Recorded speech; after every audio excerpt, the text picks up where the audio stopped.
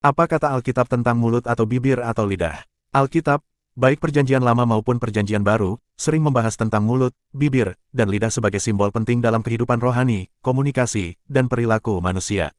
Berikut adalah penjelasan detail tentang topik ini. 1. Mulut. Mulut sebagai sumber kehidupan dan kematian. Amsal 18 ayat 21 mengatakan, hidup dan mati dikuasai lidah, siapa suka menggemakannya, akan memakan buahnya. Mulut bisa menjadi sumber berkat atau kutuk, tergantung pada bagaimana seseorang menggunakannya.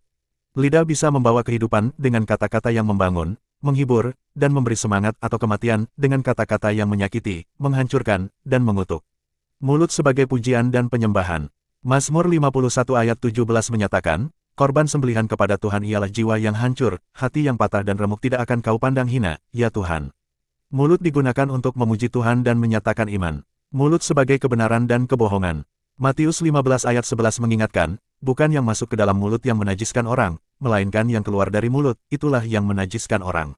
Yesus menekankan pentingnya perkataan yang benar dan murni. Alkitab menegaskan bahwa perkataan yang keluar dari mulut seseorang memiliki dampak besar, baik untuk membangun maupun merusak. Alkitab sering membandingkan bagaimana orang benar dan orang fasik menggunakan mulut mereka. Amsal 10 ayat 11, mulut orang benar adalah sumber kehidupan, tetapi mulut orang fasik menyembunyikan kelaliman. Orang benar berbicara dengan hikmat dan kasih, sedangkan orang fasik menggunakan lidahnya untuk menipu atau berbuat dosa. Umat Tuhan diajak untuk menjaga perkataan mereka agar tetap suci dan tidak menipu. 2. Bibir. Bibir sebagai kebenaran dan kebijaksanaan. Amsal 12 ayat 22 mengatakan, bibir yang dusta adalah kekejian bagi Tuhan, tetapi orang yang berlaku setuju akan kepadanya. Bibir harus digunakan untuk menyatakan kebenaran dan kebijaksanaan. Bibir sebagai pujian dan syukur.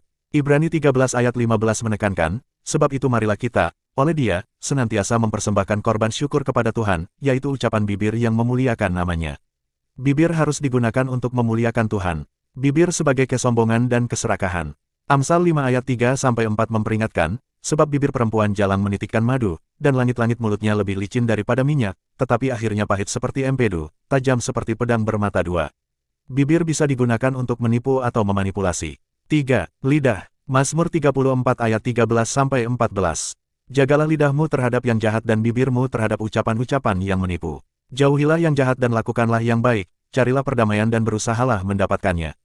Lidah sebagai kekuatan perkataan. Yakobus 3 ayat 5-6 menggambarkan lidah sebagai sesuatu yang kecil tetapi sangat berpengaruh, demikian juga lidah, walaupun suatu anggota kecil dari tubuh, namun dapat memegahkan perkara-perkara yang besar.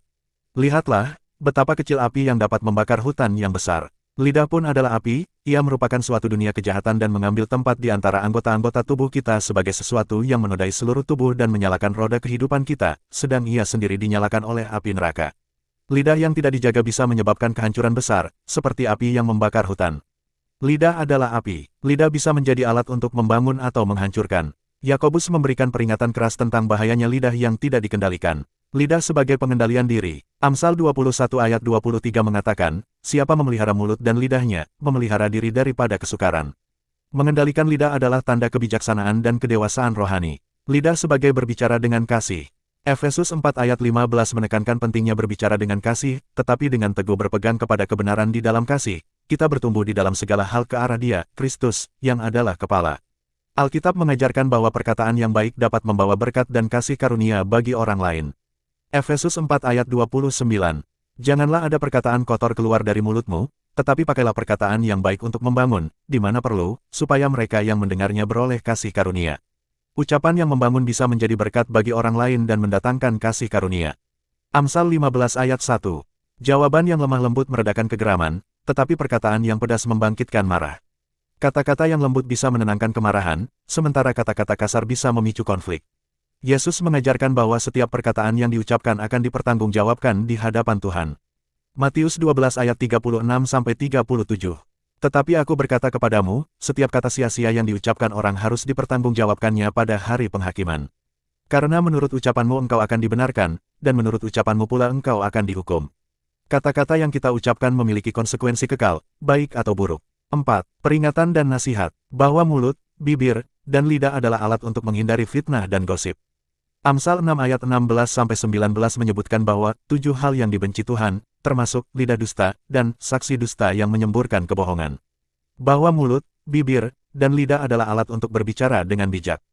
Kolose 4 ayat 6 menasihati, hendaklah kata-katamu senantiasa penuh kasih, jangan hambar, sehingga kamu tahu, bagaimana kamu harus memberi jawab kepada setiap orang. 5. Kesimpulan, Alkitab menekankan bahwa mulut, bibir, dan lidah adalah alat yang sangat kuat yang bisa digunakan untuk kebaikan atau kejahatan. Mereka harus digunakan dengan bijaksana, penuh kasih, dan kebenaran. Perkataan kita mencerminkan hati kita, Lukas 6 ayat 45, dan oleh karena itu, penting untuk menjaga apa yang kita ucapkan agar selaras dengan kehendak Tuhan. Semoga penjelasan ini membantu memahami pandangan Alkitab tentang mulut, bibir, dan lidah.